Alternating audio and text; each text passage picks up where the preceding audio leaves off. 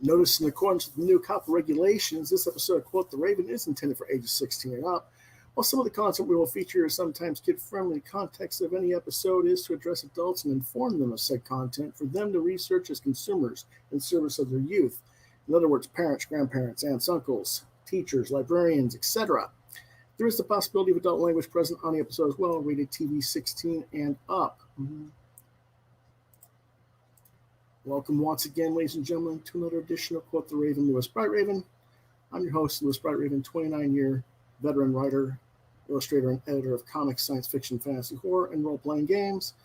And it is one of our roundtable discussion nights.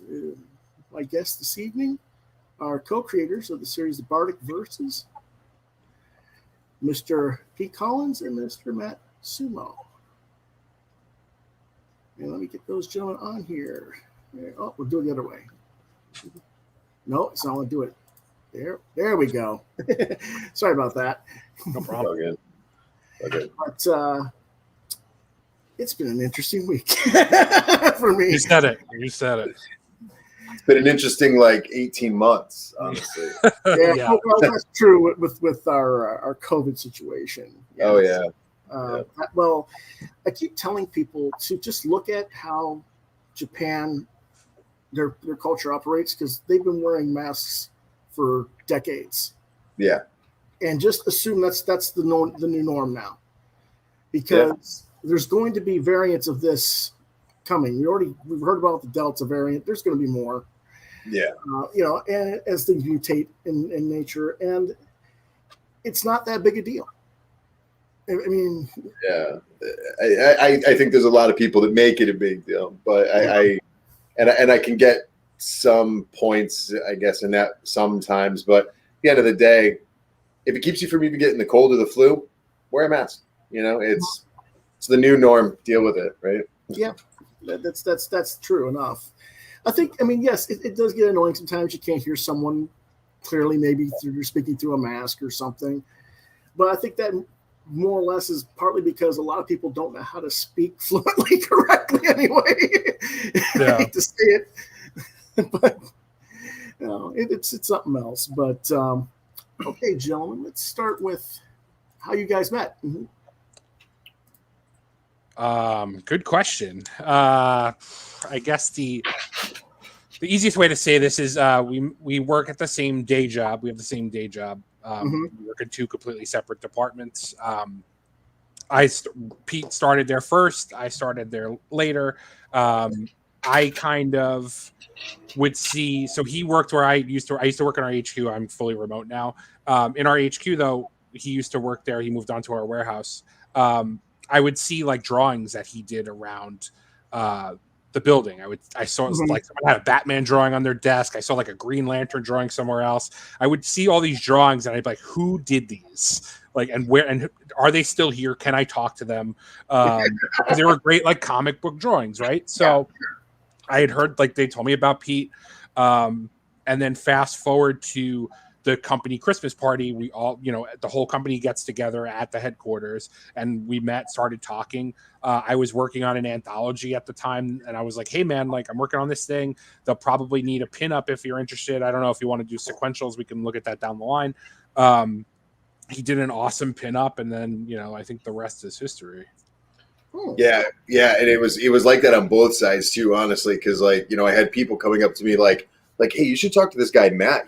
He's written some comics. You guys should chat. And I'm like, yeah, I got stuff, I'll get there. And then it just kind of rolled into the Christmas party, same place, same time, no distractions. And there it was, I've been there. Yeah. In fact, I'm trying to track down people I knew in college to get them back. Bring them back.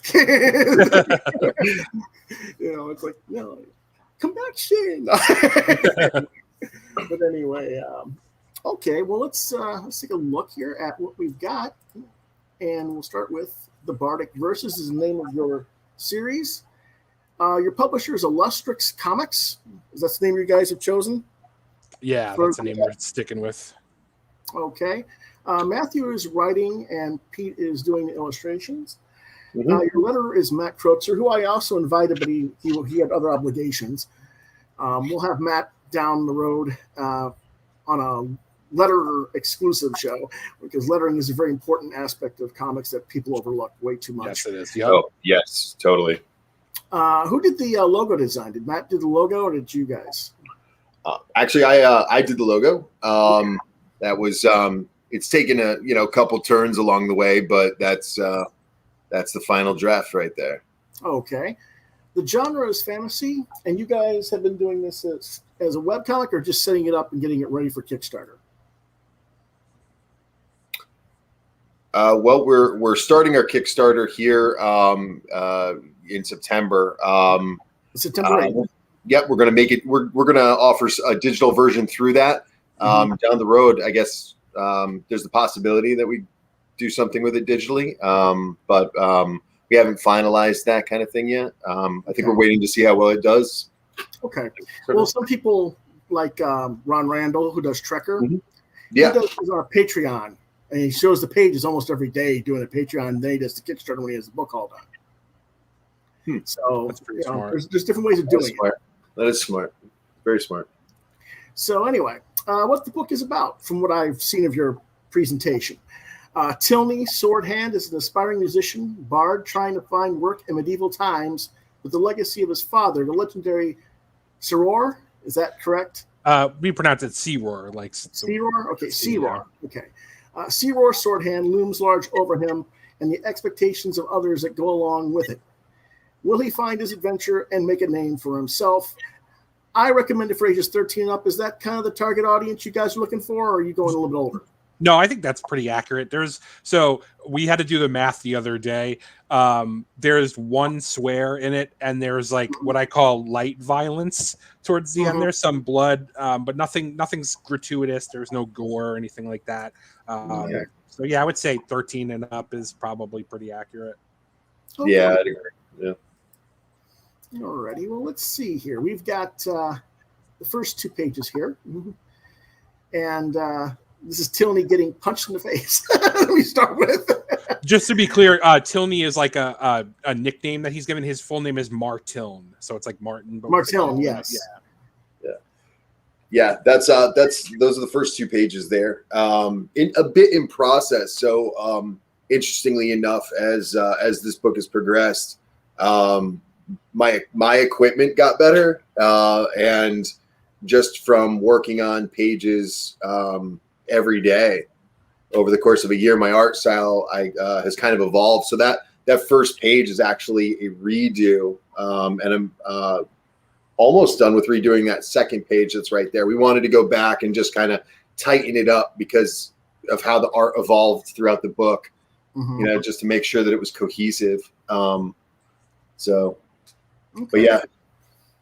So you're doing this all digital, or do you do traditional and then add on in digital? Yeah. So for the book, I am doing it all digital, which was more of a decision for ease, right? Like I could take my tablet with me everywhere. When my son has band practice, I can sit in the parking lot for 2 hours and draw a page. I am versed in drawing traditionally. It's a little different looking, I think, because I don't think like drawing traditionally and drawing digitally are similar, but very different at the same time. So right. They're different tools. No, yeah, absolutely. And, I tend to work traditional, scan it in, and then work over it myself. Yeah, that's I kicked that idea around a little bit at the beginning too, and actually that second page, there's a couple of points in that where I had basically scribbled something on a piece of paper, captured it on a photo, imported it in, and essentially, went over my own lines. But it reached a point where it was just more convenient to not have paper and pen. Because I'm mobile, right? Like I work at the real job all day long, so it's But down the road, I would absolutely love to do something traditional at some point. Okay, let's see here. there is this. He wants to join a group of adventurers, and basically this other one is like saying, "No, Yeah. you're just what are you? You're nothing. You're You're the lowly bard. you're a liability, not an asset." Yeah. That's it. And anybody that's ever played a bard in Dungeons and Dragons has probably felt like that at one point or another, I guess, right? Speaking from experience. But I think so he's confronted, he kind of gets blindsided in the face there. He's, getting denied joining up with a group, and it's almost immediately rubbed into his face that he's nothing like his father, which I think sets the tone pretty immediately that, this is a book about, one of the themes is about, your lineage, your heritage, your what you're supposed to be but you aren't, and that's a bit of a theme throughout the book. Again, they're heading off into the woods, leaving the village or town, and he takes one look back at him and calls him a disgrace to the name. And I thought, okay, you cut to doing kind of a Kirby riff here. Yep. And you do this through all your pages. You show that you're going to be doing a lot of different art styles. Right. Yeah. We have that's one of the visual draws to the BARDIC Verses is, our main character is a bard by profession. He travels, he sings, he's an entertainer. So over the course of the book, he's continuously telling stories. Mm-hmm. And those stories are conveyed in different art styles. Okay, that's how you're going to structure that. Okay, that makes sense. Alrighty. Let me. Because I was going to ask how are you structuring that and why? That makes sense. Yeah. So whenever he's telling a story about his father, it'll be like in this Kirby style. Or in general, in this particular case, I felt, he's telling a story about his father, who's a manly man, and hero, the big hero of the realm and whatnot. And to me as an artist, there's no bigger personification of that in the comic art world than Jack Kirby. So it was an immediate connection to me. I have to draw this in a Kirby style to try and pull from that, which was fun, challenging. I've never, I think growing up and trying to become a better comic artist or a better artist in general, you always try to you find your inspirations and you lean into that a little bit. Definitely. Yeah. But to try to emulate and to do it justice without, purely ripping it off. Right. Because you don't want to do that. That's what your job is to learn the other people's art styles and accent them properly. Yeah. And that's for me artistically was the biggest challenge throughout the production of this book. And that's where, where we are now, 70 completed pages in, it's that's why I had to go back and redo the first couple of pages, because it was okay, my equipment's changed, but so have I as an artist. I've picked up things. Can I be honest with you on that? It's good to just show the progression of your work as you go. Oh yeah, an improvement rather than go back and then try and redo what's been done already. Yeah. It was a bit of a debate. To be honest, internally for me, because it was on one end, it's showing that I've grown from, over the course of the year that we've been working on this. And the other side, it's also, is this good enough or not? The perfectionist, right? Sure. A lot of artists, I think, probably have those moments where they don't think that their thing is good enough, or hey, this doesn't look like that thing. We just have to let it go because yeah. What do they say in comics? They say done is better than perfect. So yeah, I'm still learning that one. Well, it's not even that. I mean, there's never anything that's perfect. There's some, even if you think it's perfect, someone's going to find a flaw in it, and then you're going to see it and go, "Oh, damn!" Yep. I mean, if you don't mind, I'm going to go ahead and go back to your page. Oh, go right ahead. Go ahead, please. Some of your line weights on, if you're going to make this Kirby, his outlines are a little bit heavier than this. Mm-hmm. And I would have probably, if I was inking this, I would have probably made his outlines of his figures a little more closer to Jack's style. Yeah. Jack's hard to pull off sometimes. He goes from thick to like a tapered line very quickly. Yes, he does.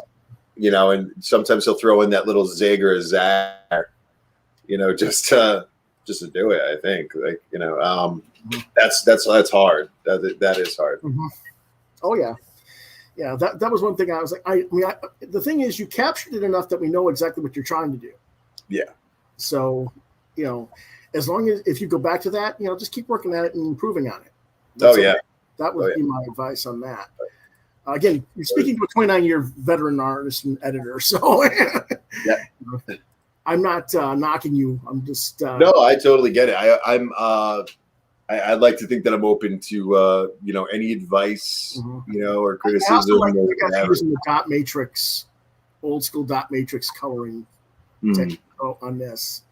I don't know if the fans can see it very well on the artwork or not, but it's there. And I'm sure it'll show up in the printed version. It has a nice touch to it, I think. But let's go on to the next pages here. This is back to the moment, shall we say, where say his full name again, please. Martiln. Martiln. Okay, I didn't want to say it wrong. And he's in middle of a bar or tavern. He's going to perform, and this is interesting because I'm thinking, smack in the middle of all this stuff. If he's not wanted, they'll tell him to get out.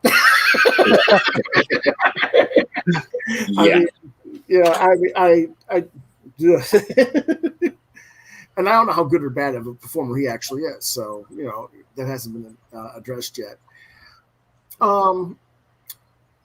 I would love to see what your actual line art looks like without the colors. Yeah. I can probably send that to you real quick. Because I see a lot of line work that is basically the same line weight, same thickness. Yeah, there's a lot of that. Because one of the colors is actually something with this project that before we started working on this, it was a lot of pencil and ink work, not a lot of colors. Like I just I've got my overpriced markers, I've got my little bits of paints, but for me it's always just been draw something in pencil, go over it with your micron pens, try to ink your own work. So for this, coloring for me was very challenging at first, where it became a matter of balancing things so you're not making it too muddy. And that's where I think that some of the earlier pages certainly need a bit of a touch up, because looking back at it, I can see okay, I used 40 shades of brown in this one panel, and that's probably excessive. Where I could have just shaded it differently on top of coloring it, and just, again, the tricks that I've picked up, are totally produce a different result now. So yeah, those pages, that panel in particular, was very challenging to try to keep the lines separate, but also just, where I needed them to be for color. So. Sure. Well, it's interesting. I mean, you've got different light sources. You've got the overhead chandelier. You've got this one here at the table over here. It creates different effects, and they kind of counterbalance one another if you are coloring it correctly. Yeah. Yep. And it doesn't really show. No, you're right. You're spot on. So that panel was actually drawn on a standard iPad with my finger as a stylus. Oh, geez.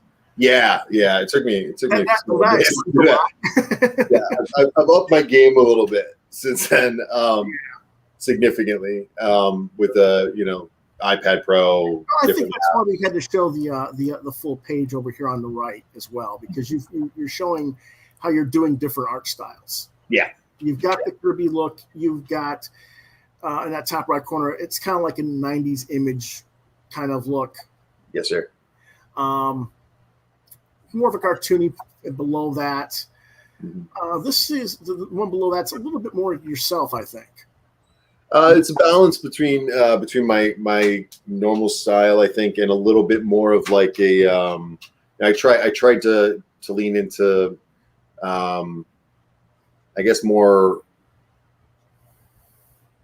of like a current image kind of a look, where you've got your Ryan Oatney and Ryan Otley, you mean? Yeah. I'm sorry, and a couple others. So I tried to pull some influence from them. And below that we've got a little bit of a Bill Watterson. Well, Bill Watterson, Mark Oakley, quite a few others that are in that vibe. Yes. The top left I really like as well.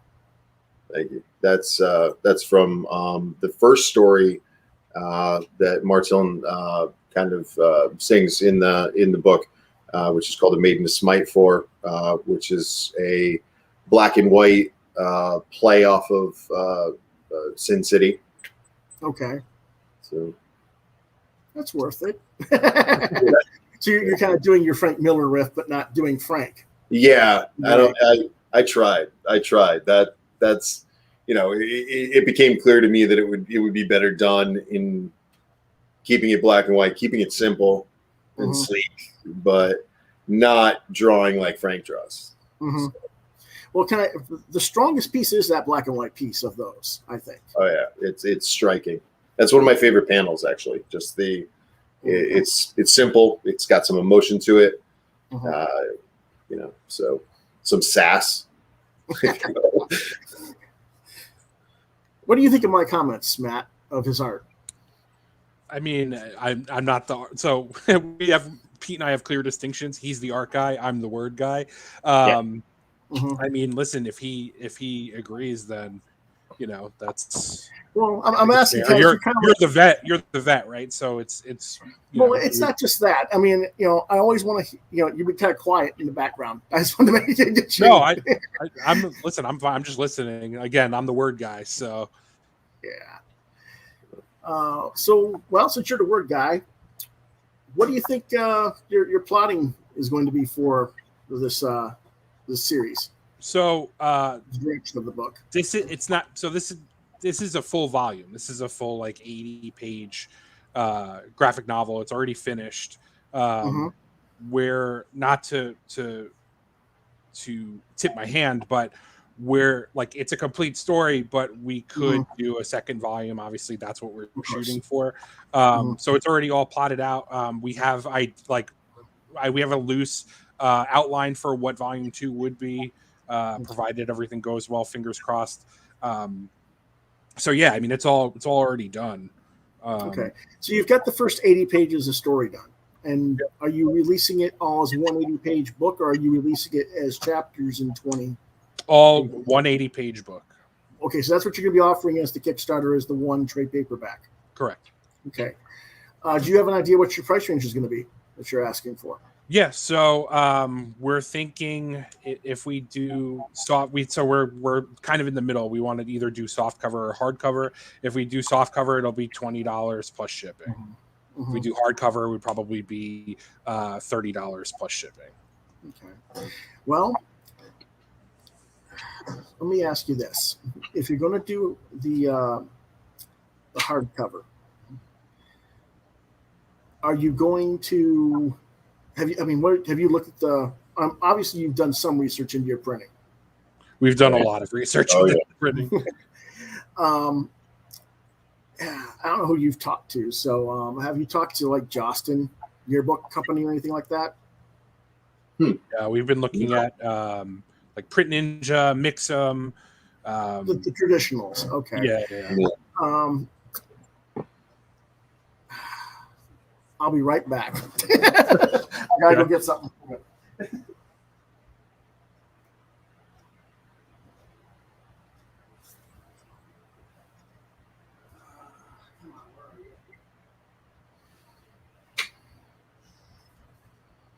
Oh, come on. Over here.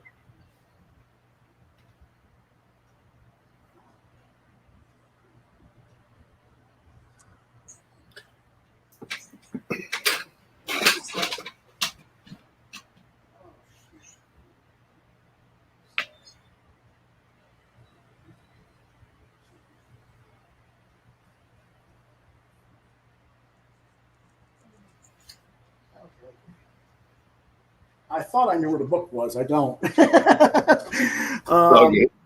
all good. But Aaron Lopresti, I don't know if you guys are familiar with his work. Yep. Yeah. Oh, yeah.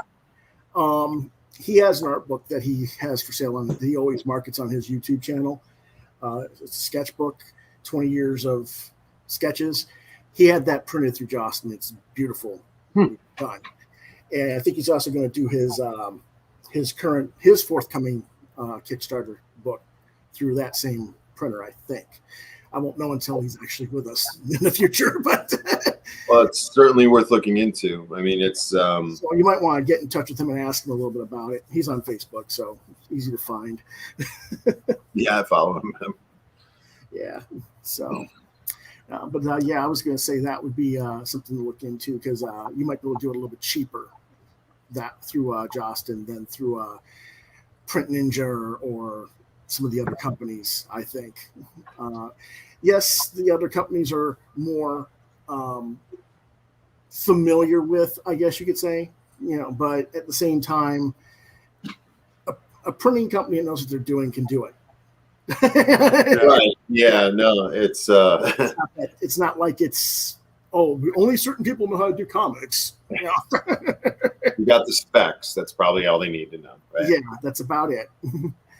Let's see what else we got here. I want to see. Oh, okay. That's what I got to do. All right. I got to share the other window. You guys also have a website, the BARDIC Verses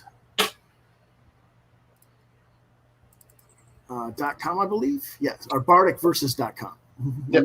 Let me go ahead and properly copy that and put that in to be shared. There you go. This is that site. And nope, I want it this way. Okay, there we go. And unfortunately, Matt's getting blocked by Hi, everybody.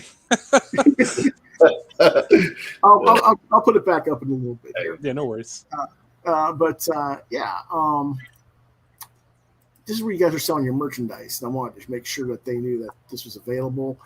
BARDICverses.com /merch. Is any of this stuff going to be available through your Kickstarter? Yeah, we're actually not this stuff specifically. We will have Kickstarter exclusive merch shirt that will be available with one of the tiers. Okay. And with that specific tier, I think we've batted around the idea of including you also will get a 20% off code to then follow up with the website here if you wanted something else. But through the campaign, we will be doing something that is exclusive just for backers. Okay. And all the proceeds from this, I'm actually wearing one of those right now. Actually, yeah, great marketing. But all the proceeds that we raise through selling any merchandise goes right into the project, so that we can keep our campaign goal down as much as possible. We want to stay modest with what we're asking for, and that number, Kickstarter math isn't fun math. No, it's not. It's fluctuated. It's going to probably fluctuate right up until we can't fluctuate it anymore. But it's this just helps. It lessens the blow to our backers. It helps us get our book out to people. That's at the end of the day. We just want people to read it. Right. I know someone's going to probably ask me this, but like you said, your number's fluctuating. You don't know what your goal number is going to be until like right before you launch, probably. Right. And like you said, you want to keep it lower so that it'll likely get fulfilled. That's one thing I've never liked about Kickstarter or Indiegogo. It's hard. It's hard to find what that magic number is, because almost all of it is based off of a theory that you're going to have some assumed number of backers, right? So for us, it's important to get the word out as much as we can. We've been working with Jeff Haas, who's been really great in helping us, get on shows like yourself, like your show here, talk to people that maybe we wouldn't have met otherwise, just to kind of get it out there. So that's been a very big help. But yeah, it's doing that math and feeling comfortable walking away from your spreadsheet or however you're keeping track of it is, it's a little nerve wracking. Yeah. It's, until you start to get established, I assume. No, even when you're established. Yeah. It's very strange. I have seen people like Aaron not succeed with a Kickstarter. One thing I will advise you is if once you launch, you've got to constantly, daily hawk the Kickstarter page. Oh yeah. And try to get on other shows, whether it's mine or other people's, constantly throughout your entire campaign, always daily. If you don't do that, it kind of falls down from lack of exposure. Yeah. Is what I've learned from watching other people. Like I said, Aaron didn't do it, and his was like way short, and we were like, what? How did that happen? This is garbage, man. The stuff he did for DC just reworked. It's like, come on, but which now he's doing through reprinted through Dark Horse, fortunately. But his new campaign is all new material. So nice. It's called Wraith of God. So I'll have Aaron on hopefully later this month. But it's we don't want to get too much into him. Why did this not? Oh, did this not do things right? It didn't do things right. Okay, I hit the Shop of Many Verses and it opened a new page instead of going to the. Yep. Okay. It should open like the separate the actual. Yeah, it did. So when it did that, it didn't share the screen. It stayed where it was. So I have to go to the other screen. That's all. Here we go.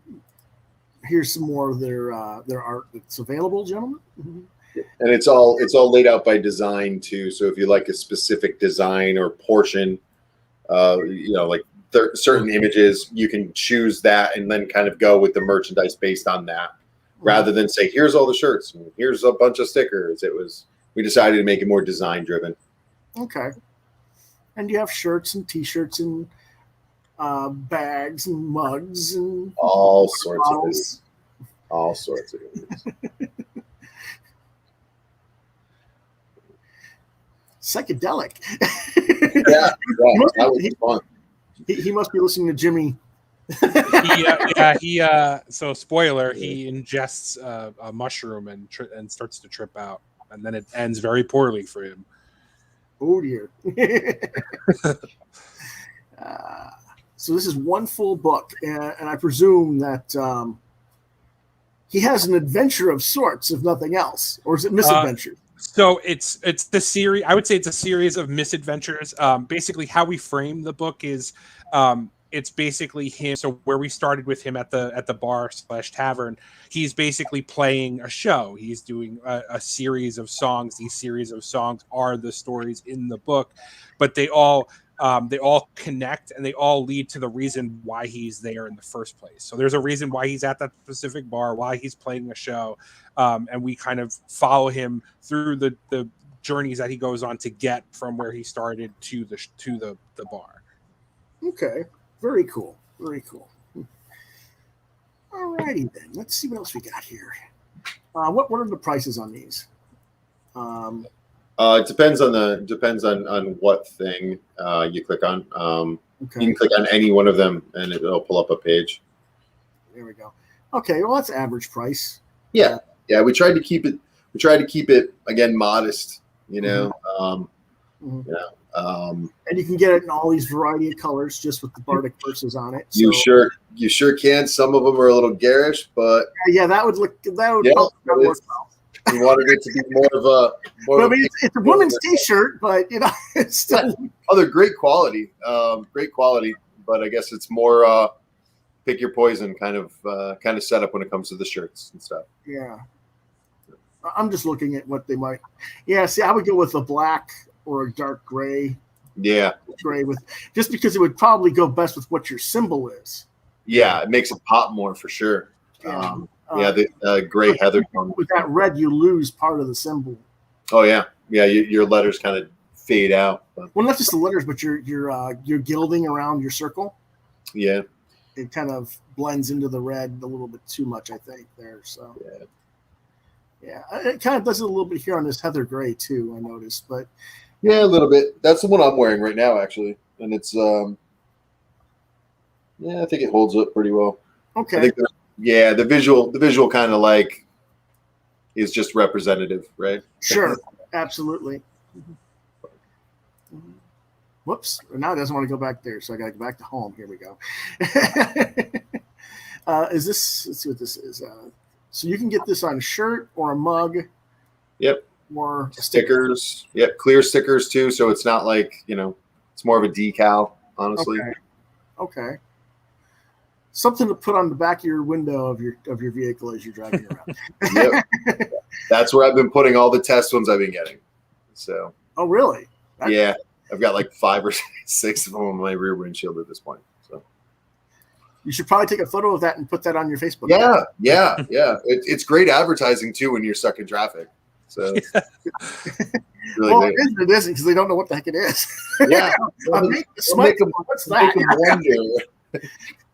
Add some. Pull over! I want to talk to you. Yeah.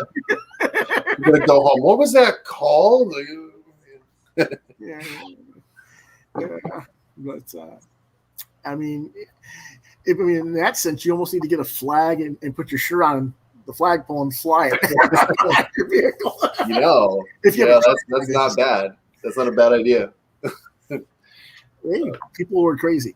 That's what you got to do. So, how about postcards? Have you guys done postcards yet? Well, we've designed a couple of extra little things. Postcards, designed a bookmark, book plate for. I'm thinking more about something that you guys can ship at large to retailers, and get retailers aware of it, so that you can make a tier in your Kickstarter for retailers, so that they can get as good or better a deal than if they were going to buy it through Diamond. Because I don't know if you guys are planning to go through Diamond or not. No, not so. We do have a retailer tier. That is a great idea about the postcards. We are not going to go through Diamond. I think the plan is initially. I think the plan is to get this, funded and published, and then we would shop it around to publishers to see if they want it, because it's an easier sell if the book is done than it is if it's a pitch. And then have them put us through Diamond. I wouldn't want to go through that process. I mean, I will if we have to, but the goal is to shop it around and see if it gets picked up. Okay. Well, like I said, the best thing I would do then is as a marketing thing, is do the postcards and ship those out around to as many retailers as you can find on Facebook, and send them something about it, and send them to your page, send them to my channel and let them watch this video, whatever, anything to get them the information that they need so that they can make a decision on whether or not they want to order. Yeah. That's a great idea. That's a great idea.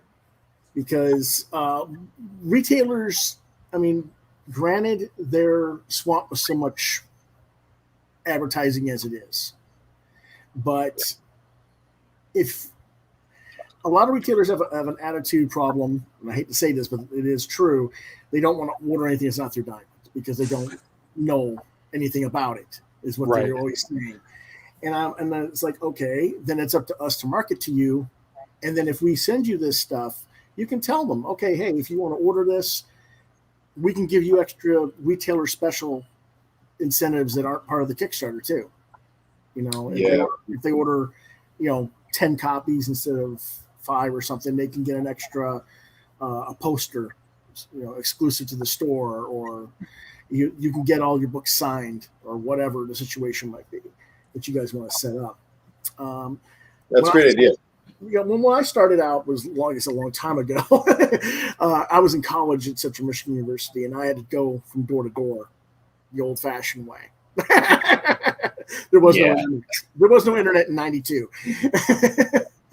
So it was easy, but it was difficult, because if a comic book shop said no, what do? Well, you go to the music store next door and explain that the comic book shop is a jerk and doesn't want to support your local comic book creators. So how about you guys carry me instead? Or you go to the hobby store or other businesses. Yeah. That's what I ended up doing that way. And the other thing was, being in college, I could go on campus and go to all the dorms and promote the books. And of course, that's not something we have that option, but per se, unless you've got kids that are in college that are willing to do it for you. I know people who do.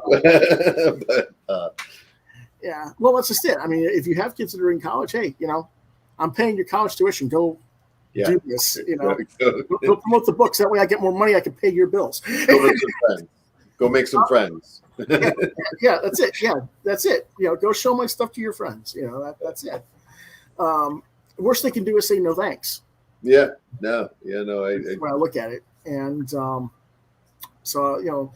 but that is quite a bit of.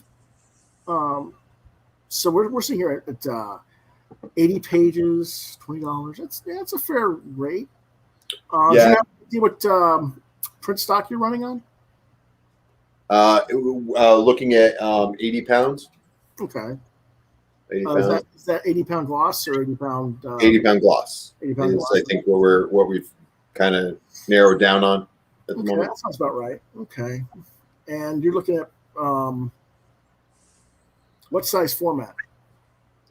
The 6.625 by 10.2.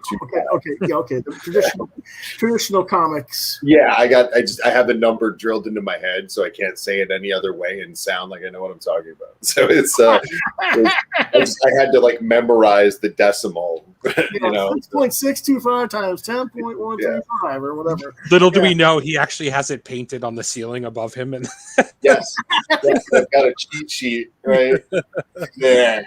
Yeah. Okay, what's the percentage shrinkage from 11 by 17 to the dimensions of the comic? That is a great question that I do not know. I do not know. I have accounted for my bleed well enough, I think, but I think we're definitely going to be getting a physical copy to make sure everything lines up. Definitely get a galley copy for yourselves before you go for a mass print run.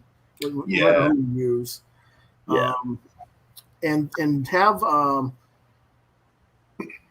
an editor who is not familiar with your work look at it first before you go. Yeah, that's not a bad idea. Because they'll catch something that you don't. Yeah. Because you're familiar with it, and they'll go right over you, and they'll see something, whether it's in a word or word juxtapositions, or if there's something out of sync with something with the art, they'll notice it and they'll tell you. And so have Jeffrey look at that, or somebody who has some idea to do that. Yeah. Because even my book that this is one of my art books, Wingman Volume 1. Nice. There's mistakes in this that I didn't catch, and I had 20 different proofreaders look through this, and they didn't catch them either. So things happen. Yeah. Yeah, best to avoid it though. You know, we've got a little bit of a collaborative brain trust. Myself, Matt, two other contributors onto the book on our book, Carlos and Nick. You know, what are they doing, if you don't mind my asking? Oh yeah, sure. Nick's doing a pinup in our book. He also helped us with the website, which was super valuable. Yes. Yeah. Carlos is actually working on an insert to the book that is going to be a map. Think like the Forgotten Realms map, right? Where it kind of helps you visualize your setting. So you can see where the adventures took place. I got you. Yeah. That sounds like a fun extra. Is that going to be an actual insert in the book or is it separate? Well, I think we're looking at 2-page on that. Yeah, it'll probably be like 2 pages in the back, like part of the back matter. Okay. Yeah. That makes sense. Yeah. Yeah. It just depends on how that looks as a 2-page spread too. Oh yeah. Oh yeah. I don't know how he's going to design it. If it folds in and you lose part of your image from it being in the binding, you might want to have it as a separate piece. Yeah, so Carlos did a bang up job on it. He did it traditionally, and I'm actually going to be taking it, accounting for the potential of like a 2-page with the bleed, maybe kind of space out where I feel that the binding is going to come into play, that sort of thing. Just to make sure that the intricate parts that he included in there aren't getting lost. So yeah, we're very much gonna take that into consideration. Alrighty. Whoops. Sorry, I'm just checking my keyboard. One of my fingers, my A button sticks. I hate that. But I was making sure it wasn't doing that again. But let's see. We got that to do. All right. I just want to make sure my computer's working the way it's supposed to. Let's go back to that share screen again. Get that. What is this spreadshirt that you're on? Yeah, that is actually built through Spreadshirt. Okay. I want to make sure. Let's go back to all products again. Okay, here we actually got the prices. There we go. Yep. Now we can see what the prices are on things. Yeah. Okay. Well, most of them are pretty decent. Yeah, we wanted to keep it humble just to get it out there. For us, it was more about spreading awareness than making any significant profit. And the profit that we do make, has gone into some of the right. Yeah, in the production for the book. Yeah, it's gone into some things. Matt and I are not we're not looking to take really like any kind of rates. Understand that these prices, Spreadshirt gets like 75% of the cost. Yeah. Yeah. So, and that's why things are so expensive, is because they charge so much for their service. Right.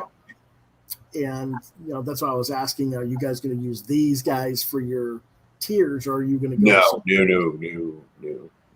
Yeah, if you were going to have some stuff like that, because I would suggest, if you're going to make a different shirt for your Kickstarter or something like that, to go a different route.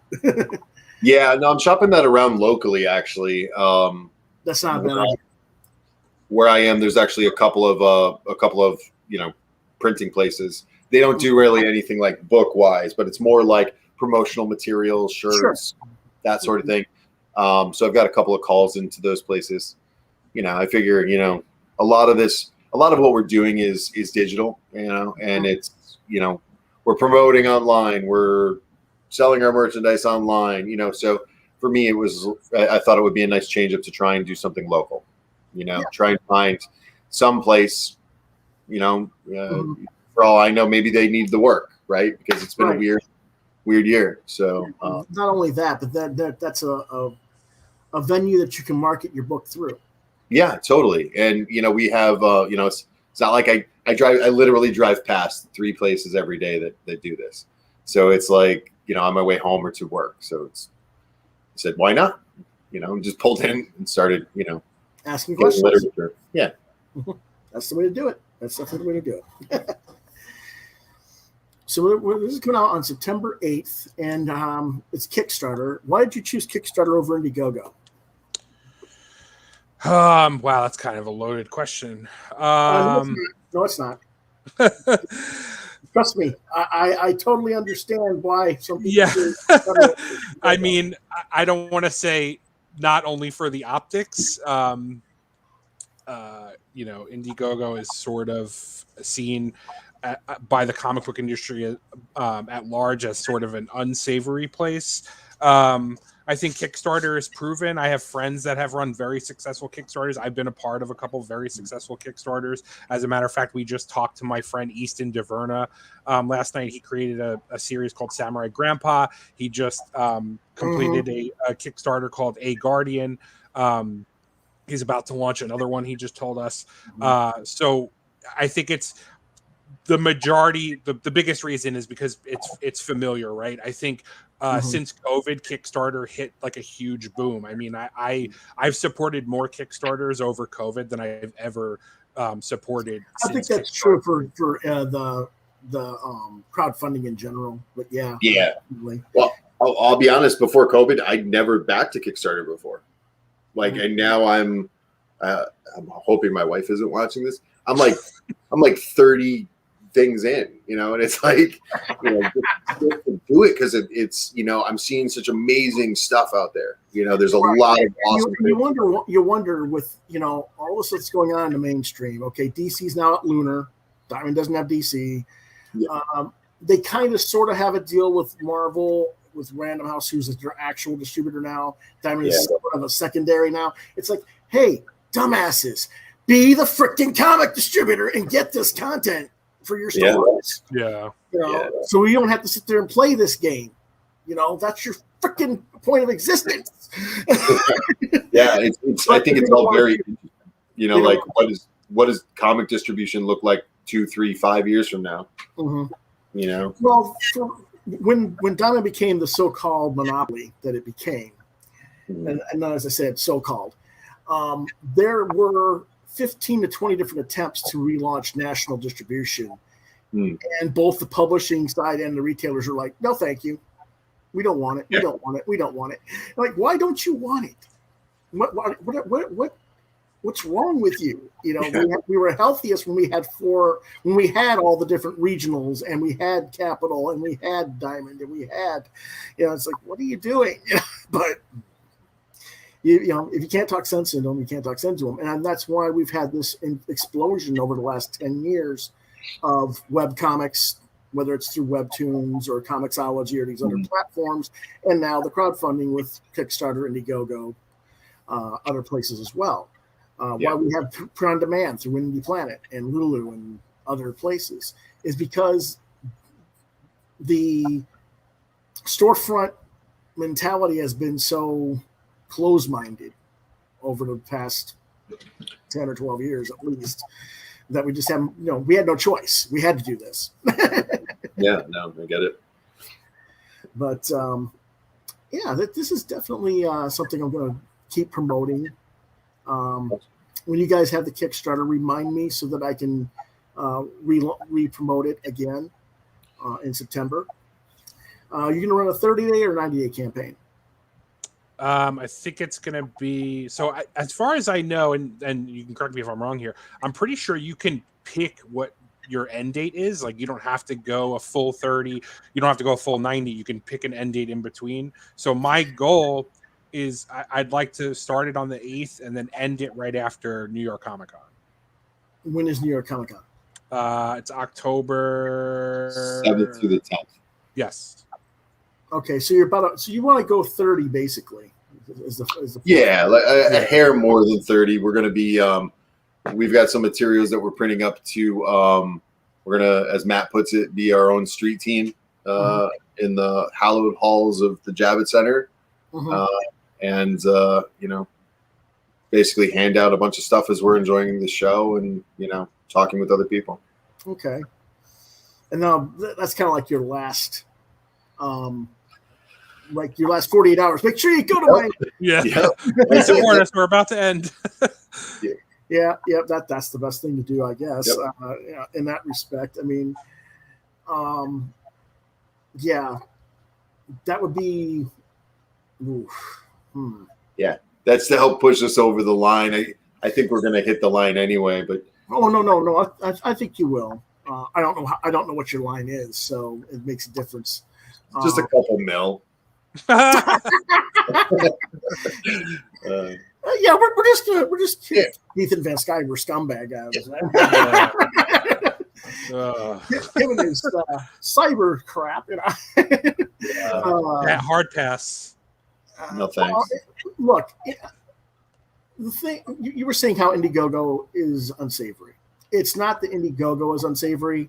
It's that certain people who are overrated has-beens are on the way they behave is unsavory. Listen, I got a little nervous when you asked me about Indiegogo. I didn't know if this was like a trap question. No. I'm glad we got to it without talking about it. I promise you, I don't. My deal with Comicsgate is this. This industry has always been gatekeeping against all kinds of creators, myself included. I don't want to listen to people who have had 20 to 30-year careers, have made millions of dollars over that span, cry because they're no longer the favorite sons and daughters. And that's who's really bitching. Yeah. I mean, the loudest voices are the ones who've had it all already. Yeah, I agree with that. I will take it a step further and say that, you know, he made his bed and has to lie in it. So, I mean, him sitting there saying, well, it's because I voted who I voted for. I'm like, no, that has nothing to do with it. It has nothing to do with it. The reason he won't accept this truth, he was Jeff Johns' golden boy. And he worked with Jeff almost exclusively for Flash and Green Lantern and all these books for forever. Yeah. And once Jeff Johns was no longer a member of the upper echelon management group at DC and he went back to Hollywood where he came from, nobody wanted to work with him. Yeah. That's the truth. And I wish he would just say, you know, yeah, you're probably right. That's probably what it was. Instead of saying, well, it's because I voted Trump, because nobody cares who you voted for. It's nobody's business who we voted for. You know, and I kind of get tired of listening to people saying it's SJWism because I don't know about when you guys stopped reading Marvel and DC, but it was the guys who were saying it's the SJWs who were the ones who drove me away from Marvel and DC in the 90s and the early 2000s, not the new generation. I'm not saying the new generation is bringing me back to the Marvel and DC because most of them aren't. But that does, you know, I'm not going to lay the blame of why I don't read Marvel or DC at the new kids' feet when it was done, when the groundwork was done gradually over the last 20 years. Oh, yeah. And I think that's, you know, that's where I kind of have my stance with that. And some people don't like me for it, but you know, that's I mean, the listen, way it is what it is. Yeah. And it makes sense. You know, and that doesn't mean I'm going to tell people, well, don't buy their products. If you like what those guys do, all the power to you, you know. You know, nothing wrong with buying that either, you know. Yeah, I mean, like what you like. I think my biggest point, without diving so far into this, my biggest problem is, like, you know, listen, like, I don't care about what comics you read or don't read. Like, I don't care. What I do care about is how you treat other people. And that's sort of the sticking point with them that I don't. That's why I don't like. A lot of them trash talk their competition. It's just everything. It's not only just competition. It's anybody that isn't like them. It's this whole like pack mentality. I don't like that. Like, literally, you know, the so-called SJWs that they don't like. You know, we all say the same thing. Like, yeah, comics are for everybody. Like, we agree, but you know, it's not the place for the stuff that they do, like, you know, talking about other creators in any other, like, in negative lights that sometimes have nothing to do with their skill level or what. Yeah, just things that are not pertinent to comics, like just them as like, people. Why is a certain writer being allowed to write a black female Green Lantern book. You know, my stuff was better. I'm like, no, Ethan, you were writing Hal Jordan and the Mood Ring Brigades. She's a freaking 14-time Hugo and Nebula award-winning author who has sold over 40 million books worldwide over the last 7 years. Kiss my ass. You suck. She has the right to be doing Far Sector. You know? Yeah, their arguments are weak and like it just becomes like it's just more like mudslinging than anything else, and it just doesn't like it doesn't have a place. Like I said, they aren't the favorite sons anymore, and they're trying to tear down everybody else to prove that they are the favorite sons when they're not. Right, and that's not the way to do it. Like, just how about this? How about do the work? Like, how about do the work and let your work speak for itself? Like, stop talking about it. Stop trying to get press for talking negatively about creators. Like, just do the work. Like, do the work. I do the work. I do the work. Look at the money I earned. It doesn't wait. It doesn't. No. I look at them. I go, look at your sales. Look at my dollar figures. No, look at your backer numbers. Your backer numbers are 8,000. You may have made what 800,000 out of 8,000. Okay, so everybody paid $100 for your product. That's great, but you still only have 8,000 readers. Yeah, nothing. That's nothing. I was doing that out of my college dorm room 30 years ago. You got your freaking Ethan Van Sciver, you got the internet worldwide acclaim, all this stuff, and you can't do hardly better than what I did as a college kid out of my dorm room. Don't tell me how great you are. But they want to focus on dollar amount, and I'm just like, that doesn't count, because how much of that dollars is being spent on production of your product? How much is that dollar amount going to shipping? How much of that dollar is going to taxes? How much of that dollar is going back to your platform that you're marketing your product through? You're not, don't say, I earned this, because you didn't. Yeah, that's not pocket money. Like, that's not what you're putting in your wallet. Like you said, that's going to production, that's going to shipping, it's going to all these variables that no one sees. So sure, like, your campaign made X amount of dollars, but that's not walking away money. Like, you got to pay. That's going to go places. Like, you're walking away with a fraction of that. Yeah, you're getting like maybe 20% of that money, if that. Yeah. And don't get me wrong, 20% of 800,000 is a good chunk of change. He's making a living, but he's not like he's not driving a Maserati and living on the Jersey Shore. Like he has a modest living. Like, he's not living high on the hog. Like, he lives modestly. Like, relax. But that's just it. But he's playing that hype game like he is that. Oh, yeah. Because that's the thing. Like, no one's doing the math. They're just like, oh wow. Like, I could see, like, Indiegogo says, like, he raised X amount of dollars, like, so that must all be going to him. Like, he is this great. He is the great Caesar, or whatever, like, dumb nickname they call him. Like, it's like, dude, you're not like. He's not rich, like, by any means. He makes a good living, sure, but like, so do other people that do like regular jobs in there. It's nothing. It might be better than the normal for like a middle of the road comics creator, but it's not as crazy as they're saying it is. No, and that's why I kind of try to tell people. And then you get the people who are smart. They're a little more low key about it. And they'll sit there and say, well, yes, I made X amount of dollars, but here's how it breaks down. Right. Those guys I don't mind.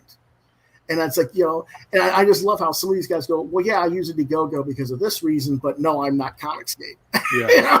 So, but I get why people use it. It's easier. It's better. I'll be honest with you. I've backed over 70 campaigns in the last 12 to 14 months, and I've only backed 3 Indiegogos. And the rest are Kickstarters, and it's just what I find that interests me. So what does that say? Now, it doesn't mean Indiegogo doesn't have anything on there that's worthwhile backing. It's just, like I said, a lot of the big stuff that's on Indiegogo are by guys that I didn't really like their work when they were the hot shots at Marvel and DC. So why would I necessarily back them on creator owned? Yeah. It doesn't mean that I'm not telling you that their books suck. Don't buy their stuff. If you like their stuff when they were Marvel and DC, you're probably going to like their stuff at Indiegogo. You know, it's you know, Sam's Yeah, I mean, reason. you it's fine to follow the creators that you like, right? Like that's what we all do, I think, at the end of the day.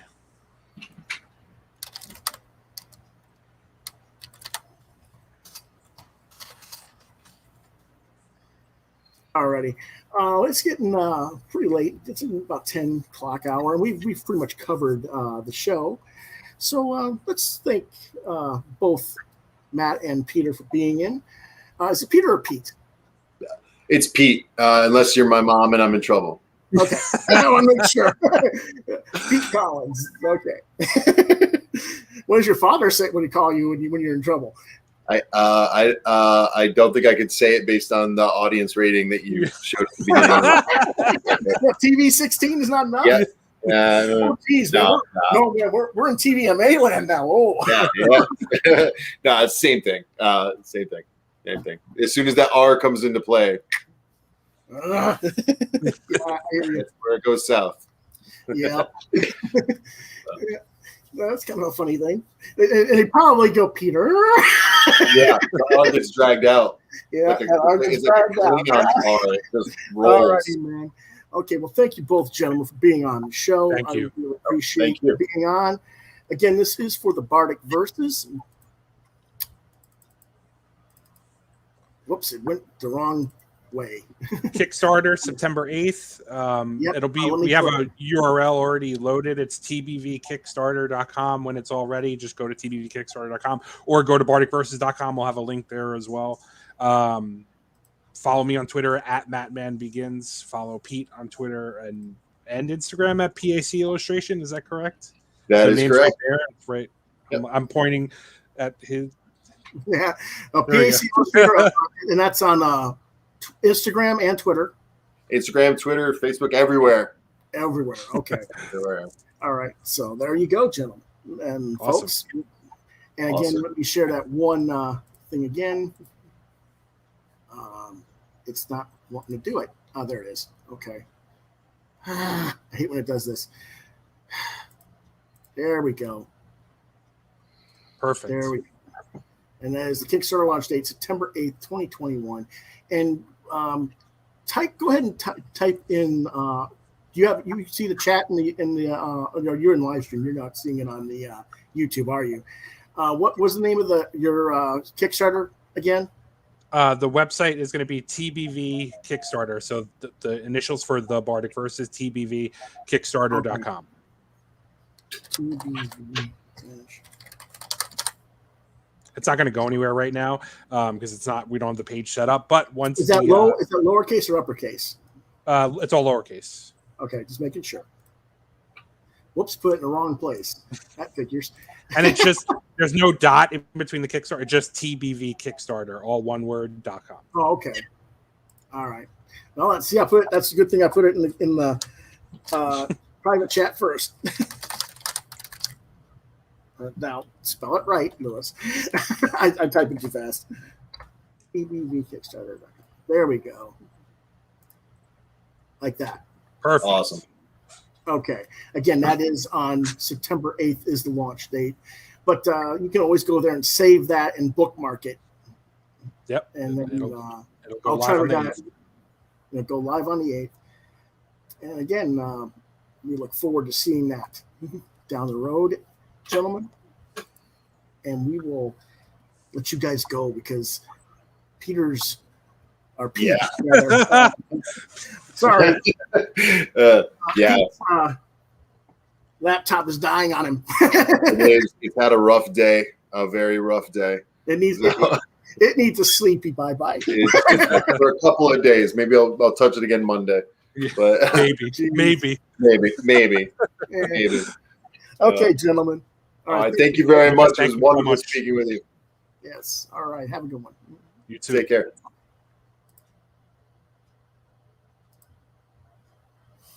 Okay, ladies and gentlemen, again, that was Matthew Summo and Pete Collins of BARDIC Verses.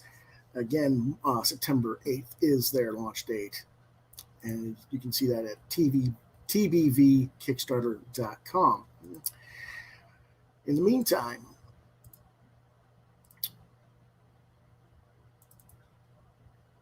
what's moving on? Whoops, wrong thing.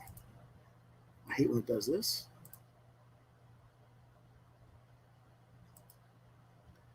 I thought I had something here and it's not there. Here we go. On Monday, we will have our next guests for roundtable discussion. And that will be Dan Price and Casey Allen. We're going to be talking about Bigfoot Knows Karate. And this will be a double show starting at 8 o'clock p.m. Eastern Standard Time. We'll have my normal Monday programming of Monday Comics Reviews. This week, I had 3 books.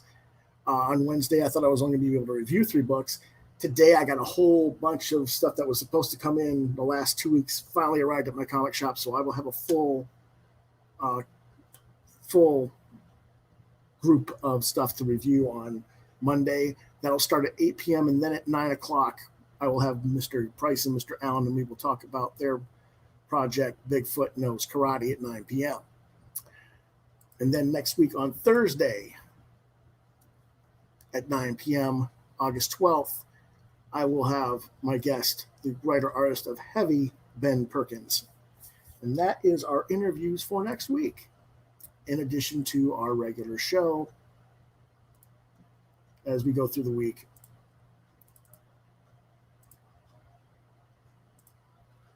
Which, as you guys who have regularly watched the show know, but we'll go with that in just a moment. If you have any questions or you want to email me or contact me on social media, Facebook, Lewis.BrightRaven, at Twitter, at LewisBrightRave2. You can see my artwork at deviantart.com/BrightRaven. It's not showing. There we go. Again, Lewis.BrightRaven, Facebook, at LewisBrightRave2, Twitter, deviantart.com/BrightRaven at DeviantArt. You're watching Quoth The Raven, Lewis BrightRaven on YouTube exclusive. And if you have questions or you want to make suggestions or you want to request artwork from me or anything like that, Quoth The Raven and LBR 72, Quoth The Raven LBR 72 at gmail.com, I should say. And if I don't get back to you, try Lewis BrightRaven at yahoo.com. Mondays, we do our normal comics news reviews. Again, next week we will also have a double show and have the Bigfoot Knows Karate creators on as well. Wednesdays, we do What Did You Get This Week, where I let you guys know what I bought at the comic shop and what I got in the mail through crowdfunding. Thursdays is our usual night for roundtable talk. Next week, again, will be Ben Perkins of Heavy. And then Friday night, which is our usual genre night. This week I reversed it because our guest tonight were only available to do it tonight. It's easier to do it, just flip the days around for me and them. But Fridays is usually our genre discussion night, and I will be discussing the television series Picard, Star Trek Picard, Season 1, on that next Friday. Now, usually on weekends, we have a live draw video as well, live draw session. I'm not going to have that this week or next because I have obligations elsewhere this weekend and next weekend, including next weekend. I will be at Scratch and Spin Records and Collectibles for Free Comic Book Day as a guest artist. So if you enjoyed our video or you think others might, please hit the like, share, and subscribe buttons to continue to get content from this channel. As always, I thank you all for your support. Thank you once again to Matthew, Summo, and Pete Collins for being our guest this evening. And we'll catch you next time. Have a good one.